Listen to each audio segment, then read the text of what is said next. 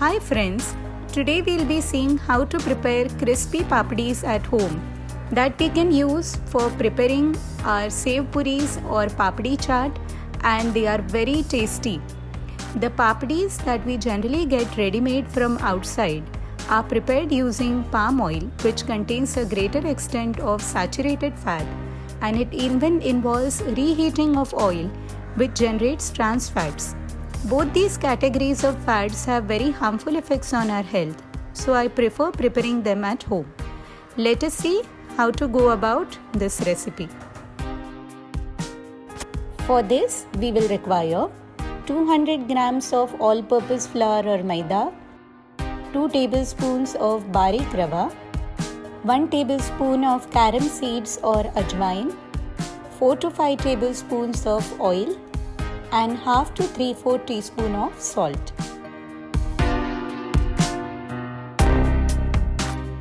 We will begin by taking maida in a plate with sufficient depth. Let's add 2 tablespoons of barik rava to it, 1 tablespoon of ajwain, little salt, and 3 tablespoons of oil. We'll now start mixing the ingredients. We will now start rubbing the flour between our palms. This is to ensure that the maida particles are getting evenly coated with the oil. If you feel it is too dry, you can add 2 more tablespoons of oil and start mixing it once again. We will take a little bit of flour between our fist and press it. Now open the fist and check whether it is able to retain the shape. If it crumbles, you can add little more oil. If it holds shape, we proceed to kneading the dough. We will start kneading by adding little water at a time. It is important to add little water so that we get a smooth and firm dough for preparing our papadis. The exact amount of water will depend on the freshness of the dough.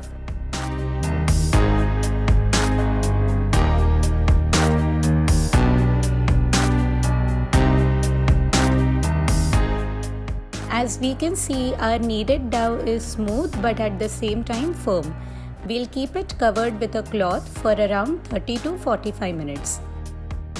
After around half an hour, we'll remove the cloth and knead it well once again.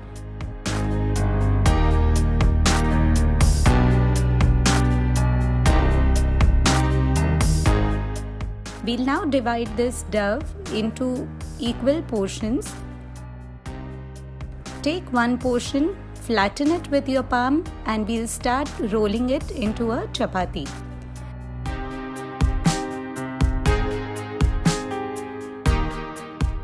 This rolled chapati should be of medium thickness and should neither be too thick nor should it be too thin.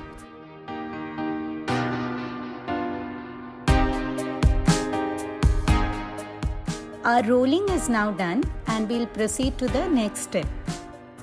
We will start pricking the surface of this chapati with the help of fork. Now we have to prick the entire surface and create closely spaced holes. This is done so that our papadis don't puff up while frying.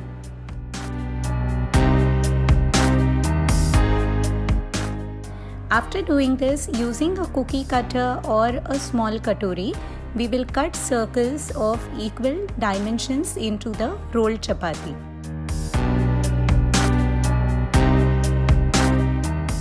We will remove the excess dough, and this can be reused again for preparing papadis. Transfer these circles to another plate.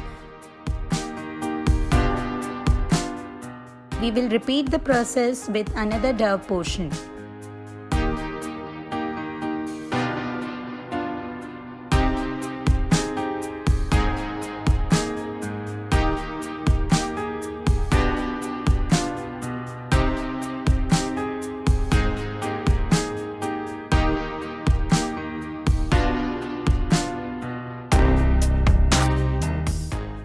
Our papadis are ready for frying.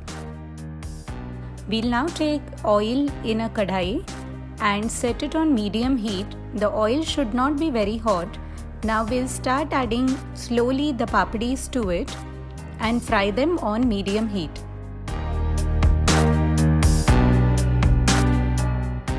After 2 to 3 minutes, we will flip this side and allow them to get fried on the other side as well.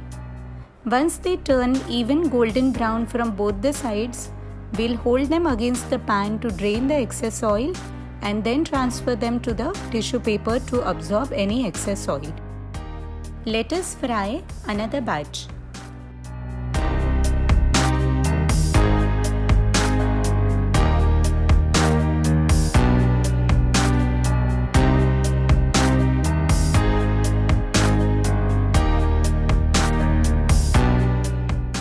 Our papadis are ready. Aren't they looking exactly the way we get it ready-made from the market? Let's take a papadi now and break it.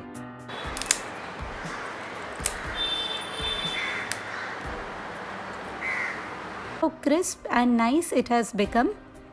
We can store it in an airtight container for 1 to 2 weeks. We hope you enjoy preparing and having your delicious chaats. Keep watching Madhura's Kitchen Diaries for more such recipes. Thank you.